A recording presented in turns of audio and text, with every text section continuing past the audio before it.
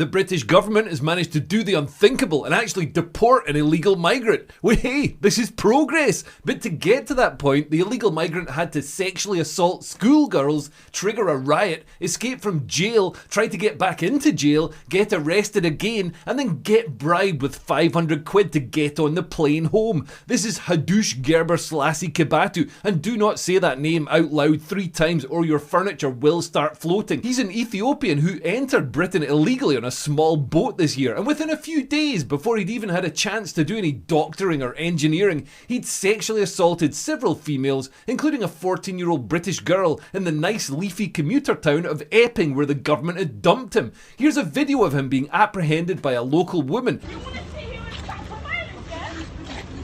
Oh, fine. From the front. Video. No! He's been trying to track to minors, bro! He's trying to minors, bro! Don't mind him! Police are coming! Police are coming! He's watching. Okay, sorry! Mason! You made him get on his knee. Come here. Beg. Who's a king? And I believe you know this. Sorry. And you can tell it must have been bad, because it takes a lot to make a black woman raise her voice like that. He told his schoolgirl victims that they were pretty, that he wanted babies with them. He offered them alcohol and attempted to kiss one of them. The following day, on 8th July, he returned to the same girl wearing her school uniform and repeated his advances, while also assaulting an adult woman who'd offered to help him write a resume. Epping, the town where it happened, was in uproar. Believe it or not, the townspeople hadn't actually asked for the government to put a migrant hotel next to their kids' school full of hundreds of men from the Horn of Africa trying to get their Horn of Africa into the schoolgirls. Mr. Kebatu sparked furious protests which led to arrests and spread to other towns. Police then escorted left-wing counter-protesters so that they could rally against these protesters and demand that imported Ethiopians be allowed to practice their authentic cultural traditions of noncing kids. The parents on the streets, angry that migrants from this migrant hotel had been noncing their kids, were condemned as racist and far right. Protecting kids used to be a centrist position, but everyone except the far right is now in some sort of Aztec child sacrifice ritual mania where children have to be offered to our new gods, the smelly conquistadors on their inflatable galleons.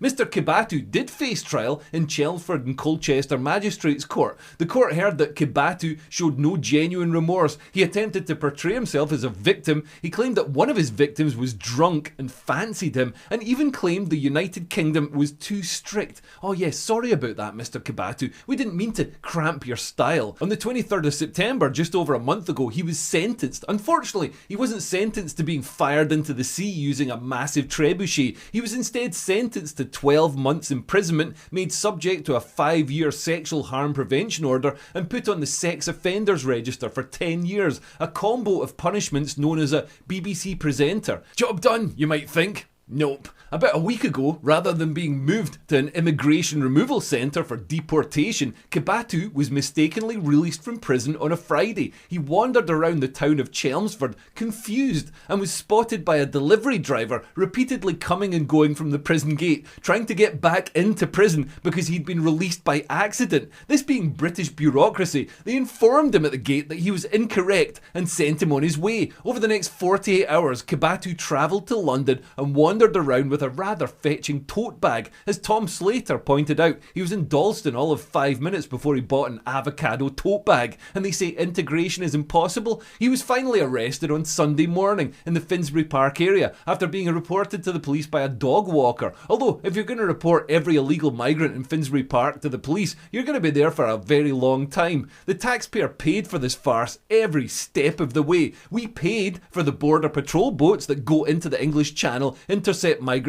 and bring them to Britain safely with little life jackets. We paid for his accommodation at the Bell Hotel in Epping. We paid for his food. We paid for the alcohol he drank, and we paid for the alcohol he tried to get the children to drink. We paid for the police who arrested him. We paid for the trial. We paid for his defence lawyer, and we paid for his prosecutor. We paid for his translator. We paid for his imprisonment. He then tried to save us some money by leaving prison, but we then had to pay for the manhunt and pay for his rearrest. We then also had to pay for the bribe of £500 that our government offered him to get him to leave and go back to Ethiopia, even though making him swim back would be free. It's probably the most expensive sexual assault of a minor since Epstein Island, but at least Epstein Island was self-funded. All I want from my government is for them to not take money from me and funnel it to Ethiopian nonces. Stop making me complicit in migrant sex crimes just by paying tax. And 500 quid might not sound like much in the scheme of things, but it's about a year's salary in Ethiopia. Also, it turns out we can deport them. The turnaround for this was just a couple of days. Why are we not doing this more? Just deport them. Don't tell me you can't deport them and then suddenly be able to deport them when things get embarrassing enough and stop them coming in. My biggest regret in life is collecting milk bottle tops for Blue Peter so they could build wells in Ethiopia. I am now collecting milk bottle tops to fill in wells in Ethiopia. Also, I've got to point out the leftists who actually defended this guy. Zoe Williams, writing in The Guardian, blamed the protesters for sexual assaults committed by migrants, saying, "If your accommodation is regularly surrounded by a small hostile mob that sometimes wants to set fire to it, it's probably quite difficult to slot into a normal, law-abiding life, or even know what a law-abiding life looks like in this country you escaped to, having heard it was civilised." Oh yeah, this poor Ethiopian man who'd heard that Britain was civilised and came here desperately trying to be civilised too, but had the natural response to a small hostile mob noncing some schoolgirls. I mean, you can't expect these guys not to nonce kids when there are people angry that kids are being nonced. Comedian Earl Oaken, who used to be famous, said, "I'm not defending Hadush Kebatu," and then went on to defend him over several rambling piss-stained paragraphs. "The media are referring to him as an illegal immigrant and sex offender, as if he were a monster." Yes, he literally is a monster. "Much of this has the strong undercurrent of xenophobia, if not out-and-out racialism." Fine then, I'm xenophobic or racialist, whatever that means. I don't think a man from Ethiopia is the same as a man from Edinburgh, and I think it's very silly to pretend that they are. Green Party MP Carla Denyer wants to make it easier for men like Hadush Kebatu to get here and attack British children. To me, it's really obvious that the most effective way of deterring people from getting on dangerous small boats, putting themselves in the hands of people smugglers, is to give them an alternative. Because let's just be clear here, the UK government has set it up so that you cannot apply for asylum from abroad, but neither is there any legitimate way to travel here to apply for asylum on UK soil. So it's small boats or nothing. And so it's putting very vulnerable, desperate people into the hands of people smugglers when there is an alternative, which would be to provide safe and managed routes. And by the way, it's not just me saying this, it is also Border Force staff on the front line, members of the PCS union, who have argued as well, same as the Green Party, for safe and managed routes so that people can come here by legitimate, safe, managed means, apply for asylum.